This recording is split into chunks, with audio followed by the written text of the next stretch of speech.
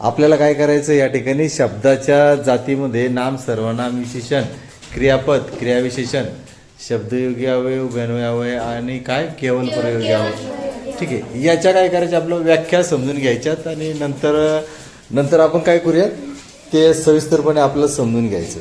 सर्वजण समजणार मग?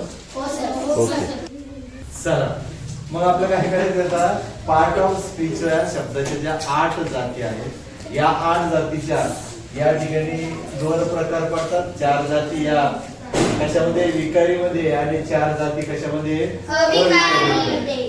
आपण विकारीची व्याख्या बदललेली म्हणजे समजून घेतलेली ज्यामध्ये नाम, लिंग किंवा मग काय विभक्ती यामुळे जर बदल होत असेल, रूपात काही बदल होत असेल तर ते काय आहे विकारी अवयव आहे. आणि ज्यामध्ये लिंग, नाम, वचन, अव्यक्ती, व्यक्ती यामुळे जर बदल होत असेल तर ते आहे अविकारी अवयव आहे. त्या ठिकाणी मग या ठिकाणी विकारी अवयवामध्ये 4 प्रकार आहे आणि अविकारी अवयवामध्ये 4 प्रकार आहे.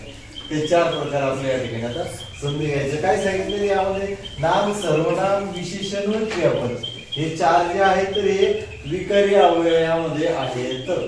ठीक आहे, या ठिकाणी 4 जे आहेत अविकारी अवयवामध्ये 4 हो सर. क्रियाविशेषण, शब्दयोगी अवयव, उभयन्वयी अवयव आणि केवल प्रयोगी अवयव. मग या ठिकाणी या प्रकारे 4 काय आहे विकारी आणि 4 अविकारी. यापैकी या ठिकाणी नाउन आहे. नाउन म्हणजे नाम, इंग्रजीमध्ये नाउन म्हणजे नामाला नाउन असं म्हटलं जाते. व्यक्ती, वस्तू, पदार्थ किंवा प्राण्याच्या नावाला नाव असं म्हटलं जाते. जसे की मुलगा म्हणजे या ठिकाणी मुलगा, मुलगी वगैरे या देशातून नदी आहे. पुणे शहराचं नाव आहे. शौर्य हे सुद्धा नाव आहे. शौर्य म्हणजे मुलाचं नाव आहे. हे गुण विशेषणात्मक असलेलं नाव आहे. छत्रपती शिवाजी महाराजांचं शौर्य बघून संपूर्ण भारत देश कसा असा म्हणजे तळपडून उठतो किंवा मग असा लढायला तयार होतो. ते त्या प्रकारचे शौर्य आहे म्हणून गुण विशेषण आहे. तुमच्यातील भावनात्मक या प्रकारची प्रतिक्रिया देत असतात ते या स्वरूपात. सर्वनाम म्हणजे नाम, सर्वनामाला प्रोनाउन असं म्हणतात. ठीक आहे, म्हणजे नामाऐवजी वापरल्या जाणाऱ्या शब्दाला त्या ठिकाणी सर्वनाम असं म्हटलं जाते. जसं की तुम्हाला मी जर म्हटलं किंवा सलमान खान फार सुंदर हिरो आहे, सलमान खान फार फाईट करतो, सलमान खान उंच उड्या मारतो, सलमान खान छान डान्स करतो, सलमान खान खूप वेळेला चित्रपटात मरतो, सलमान खान खूप वेळेला चित्रपटात त्याचा जन्म होतो. वारंवार सलमान खान म्हणण्याची गरज नाही. सलमान खान फार सुंदर हिरो आहे, त्याची स्ट्रॉंग बॉडी आहे, तो छान डान्स करतो, तो चांगल्या प्रकारे बोलतो, चांगल्या प्रकारे फाईट करतो, तो ती ते या प्रकारचे जे काही शब्द आपण वापरतो त्या शब्दांना आपण सर्वनाम असं म्हणत असतो. आता विशेषण म्हणजे या ठिकाणी काय आहे नामाबद्दल विशेष माहिती काय तिथे विशेषणालाच काय म्हटलं जातं ऍडजेक्टिव्ह म्हणजे नामाबद्दल विशेष माहिती सांगणाऱ्या शब्दास आपण विशेषण असं म्हणतो. जसं की आता तुम्हाला मी जर म्हटलं की प्रणिता असं नाव घेतलं तर प्रणिता असं नाव घेतल्यानंतर तुम्ही काय काय सांगणार तुमच्यापैकी सांगा बरं. कोण काय सांगतं खरं बोला. प्रणिताच्या बाबतीत कोण काय काय बोलणार बोल बेटा. प्रणिता खूप हुशार, प्रणिता खूप जोरात भाषण करते. ओके, या स्वरूपामध्ये नामाबद्दल विशेष माहिती सांगणार.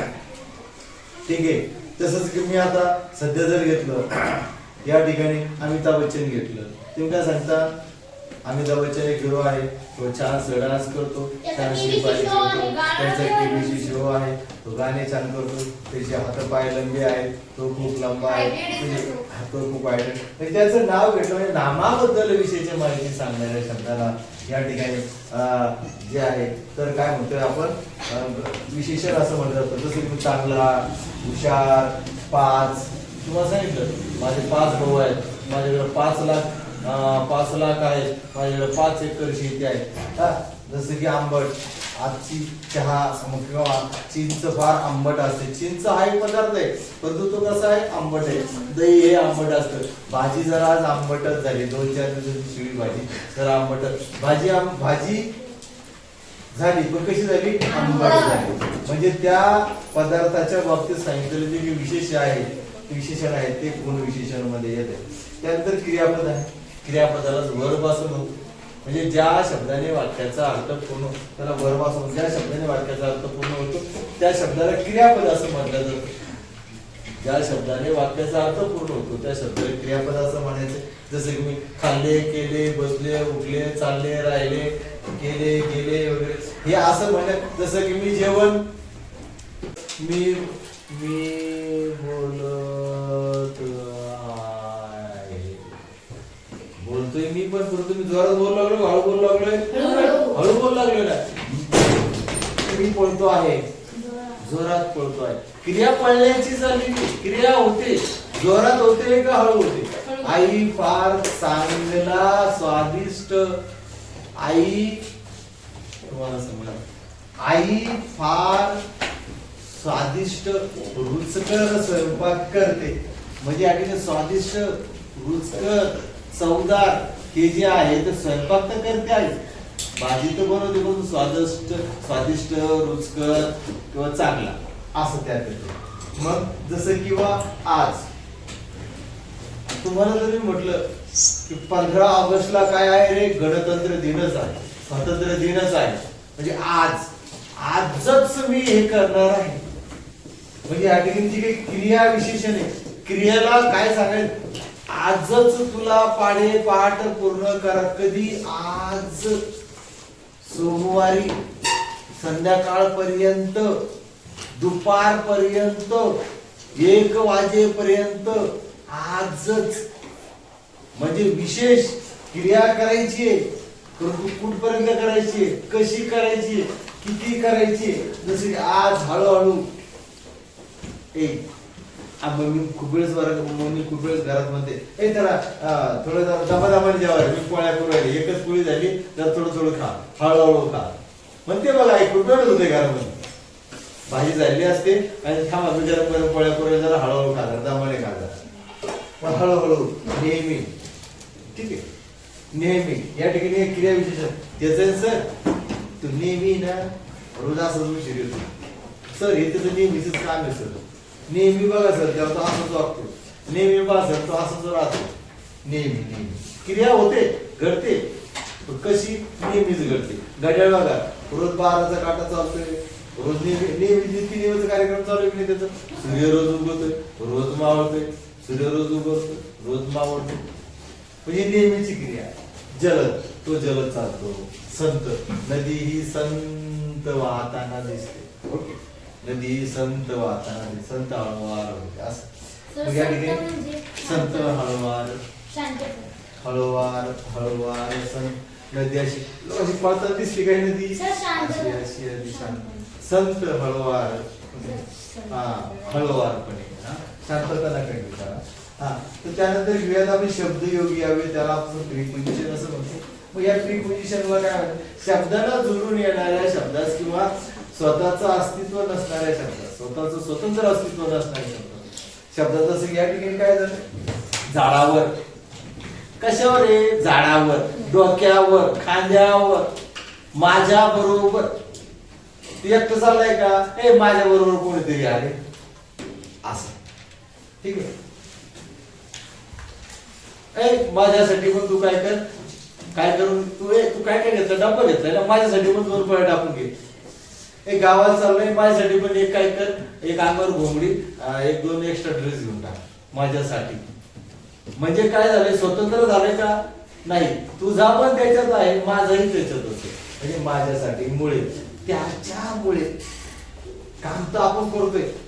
आई वडील काय म्हणतात, मला जर लेकर वाळा नसते ना हे कुठे हिंडलं असतं, पण मुलांच्या मुळे, बायकोच्या साठी, घराच्या साठी,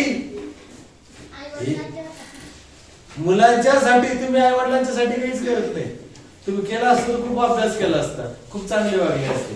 ठीक आहे, तर या ठिकाणी कुठे गेलो आपण, कशात होतो, उभ्या वेळेवर कशात होतो,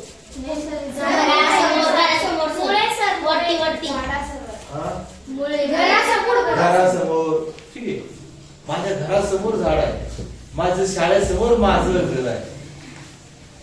घर आहे, परंतु माझं सेपरेट मला काही अस्तित्व दाखवायचं, माझी आयडेंटिटी दाखवायची, खास काही ओळख दाखवायची आहे. तर मग माझ्या घरासमोर मंदिर आहे, माझं घर, माझी शाळा ग्रामपंचायतीच्या समोर आहे, ग्रामपंचायतीच्या बाजूला आहे, ग्रामपंचायतीला खेटून आहे, ला खेटून आहे. अशा प्रकारचे काही शब्द येत असतील म्हणजे ज्याचं स्वतंत्र अस्तित्व सांगता येत नाहीये, काहीतरी त्याला जोडूनच आहे. आईच्या बरोबर वडीलही आले किंवा वडिलांच्या बरोबर आई पण आली, ठीक बरोबर सोबत आहे. ओके. त्यानंतर उभयान्वयी अवयव म्हणजे कंजक्शन काय, दोन शब्द किंवा दोन वाक्य जोडणाऱ्या शब्दासह मी गावाला गेलो होतो परंतु इथे काही माझ्या मनासारखं घडलं नाही. परंतु दोन वाक्य जोडले गेले. मी व ती सोबतच एका वर्गात शिकायला होतो. माझा मित्र व मी आम्ही दोघे हे काम करणार आहे. आई आणि बाबा बॉम्बेला जाणार आहे. तो आणि तिचा मुलगा उद्या येणार आहे. म्हणजे ह्या ठिकाणी आणि व पण किंवा परंतु असे जे काही शब्द असतील हे शब्द दोन वाक्य किंवा दोन शब्दांना जोडण्यासाठी जे वापरतात ते असतात या ठिकाणी. कोणते आहे ते उभयान्वयी अवयव. फारच छान आहे.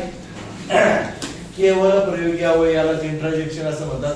म्हणजे उत्स्फूर्तपणे मनातील असलेल्या ज्या काही भावना आहेत, म्हणजे मनातील उत्स्फूर्तपणे भावना व्यक्त करणारे शब्द. अरे बाप, अरे वा, शाबास, रडा लागलं की ते म्हणतात आताच या सुद्धा एक प्रकारच्या भावनाच आहे. हे व्यक्त करणार मी काही शब्द. अरे रे भाऊ, आता मला कोण काय मस्त रडतात. काहीच डोळ्याचं नाही का अश्रू नसतात त्याच्या पण रडताना वेळ. आता मला कोण काय म्हणत, तिथंच मंत्र आहे ती, आता मला कोण काय म्हणत असं म्हणून जे रडणं सुरू असतंय की ते चालू असते. मग अशा प्रकारच्या ज्या भावना व्यक्त केल्या जातात त्या असतात केवळ प्रयोगी अवयवामध्ये. त्यालाच म्हणायचं आहे. ओके. मला असं वाटतंय हे तुम्हाला समजलं नसेल किंवा असेल तरी विद्यार्थ्यांना हे पाठ करूनच यायचंय. यामध्ये आपलं काय करायचं काय. ओके.